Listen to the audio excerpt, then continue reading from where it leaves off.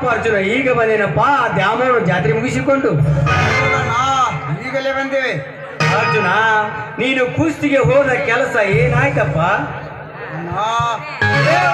ಅಂತ ಅಣ್ಣ ಹತ್ತಿರ ಆಶೀರ್ವಾದ ಸದಾ ಅರ್ಜುನ ಮೇಲಿರುವಾಗ ಸೋಲೆಂಬ ಸಿಂಹದ ಮರಿ ಜೀವನದಲ್ಲಿ ಬಂದಿಲ್ಲ, ಮುಂದೆ ಬರೋದಿಲ್ಲ ಪ್ರತಿ ಸಲ ಅಂತ ಈ ಸಲ ಕೂಡಲೇ ಕುಸ್ತಿಯಲ್ಲಿ ಗೆದ್ದು ಇಟಗಿ ಭೀಮನ ವಂಶದ ಕುಡಿಯಿಂದ ಶಾಲೆಯಾಗಿ ಬಂದು ಇಲ್ಲಿ ಹೊಕ್ಕ ಪುಂಡವಲಿ ಎಂದು ಪಡೆದು ಕಡೆಯನ್ನು ತಂದಿನಿ ತೆಗೆದುಕೊಂಡ ನನಗೆ ಎದ್ದೇಳು ಅರ್ಜುನ, ಎದ್ದೇಳು. ಸದಾ ಈಗ ದ್ಯಾಮಧ್ರುವನ ಆಶೀರ್ವಾದ ಸದಾ ನಿನ್ನ ಮೇಲಿರಲಿ. ಅಣ್ಣ ಏನು ಅದೇನು ಅಣ್ಣ ಹತ್ತಿರ ಮೇಲೆ ಬರಂತೆ ಬಂಡೆ ನಿಮ್ಮ ಎದೆ ಮೇಲೆ ಬಿದ್ದರಂತೆ, ಏನು ಮಾತನಾಡ್ತಿರಲ್ಲ, ಏನದು? ಏನಿಲ್ಲಪ್ಪ, ಸುಮ್ಮನೆ ಮಾತನಾಡ್ತಿರ್ತೀವಿ ಅಷ್ಟೇ. ಇಲ್ಲದ ವಿಷಯ ಕೇಳಿ ತಲೆ ಕೆಡಿಸಿಕೊಳ್ಬೇಡ, ನಡೆ ಊಟ ಮಾಡುವಂತೆ.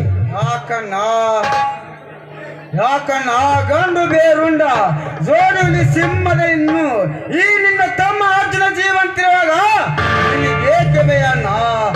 ಒಂದು ವೇಳೆ ನೀನು ನನಗೆ ಹೇಳದಿದ್ದರೆ ನೀನು ನನ್ನ ಮೇಲೆ ಆಣೆ ಐತಣ್ಣ, ನನ್ನ ಮೇಲೆ ಆಣೆ. ಅರ್ಜುನ, ಹೇಳೋದು ಯಾವ ಮಾತನ್ನು? ನಿನ್ನೆ ಹೊಲದಲ್ಲಿ ಒಂದು ಚಿಕ್ಕ ಜಗಳ ಆಯ್ತಪ್ಪ ಅಷ್ಟೇ. ಏನು ನಮ್ಮ ಹೊಲದಲ್ಲಿ ಜಗಳವಾಯ್ತು ಅಣ್ಣ? ಆ ಶ್ರೀಮನ್ ಪ್ರತಾಪನ ಜೊತೆ ಅಪ್ಪ, ಶ್ರೀಮನ ಪ್ರತಾಪನ ಜೊತೆ.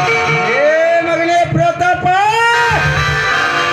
ಅಣ್ಣ ನಿನ್ನ ಶಿರ ಹರಿತು ನಂದು ಬರದರೆ ಎಲ್ಲ ನಿನ್ನ ತಲೆ ಕರಿತು ನಂದು ಬರದರೆ.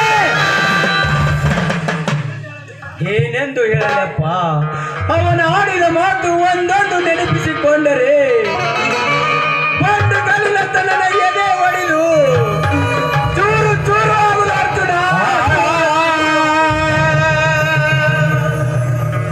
ಅಣ್ಣ ನಮಗೆ ಎದುರಾದ ಪ್ರತಾಪ ರಕ್ತ ಎಂದು ಈ ಭೂಮಿ ಮೇಲೆ ಒಲೆಯಾಗಿ ಹರಿಲೇಬೇಕು ಅಣ್ಣ. ಈಗಲೇ ಹೋಗಿ ಅವನ ತಲೆಯನ್ನು ಕಳೆದು ಬರುತ್ತೇನೆ. ಅರ್ಜುನ ನಿಲ್ಲಪ್ಪ, ನೋಡು ಅರ್ಜುನ, ಮೊದಲು ನನ್ನೊಂದು ಮಾತು ನಡೆಸಿಕೊಡ್ತೀಯಾ? ಇದೇನನ್ನ ನಿನ್ನ ಮಾತು? ತಂದೆಯಾದ ಜಮದಗ್ನಿ ಮಾತನ್ನು ಪರಶುರಾಮ ನಡೆಸಿಕೊಳ್ಳುವುದಕ್ಕಾಗಿ ತನ್ನ ಎತ್ತ ತಾಯಿ ಅದೇ ರೇಣುಕ ಮಾತು ಶಿರ ಕತ್ತರಿಸು ತಂದೆಯಾದ ನಿನ್ನ ಮಾತನ್ನು ಪಾಲಿಸಲಿವೆ. ಅದರಂತೆ ಈ ನಿನ್ನ ತಮ್ಮನ ಪ್ರಾಣ ಬೇಕೆಂದು ಕೇಳಿದರೆ ಕ್ಷಣದಲ್ಲಿ ನನ್ನ ರುಂಡ ಕತ್ತರಿಸಿ ನಿನ್ನ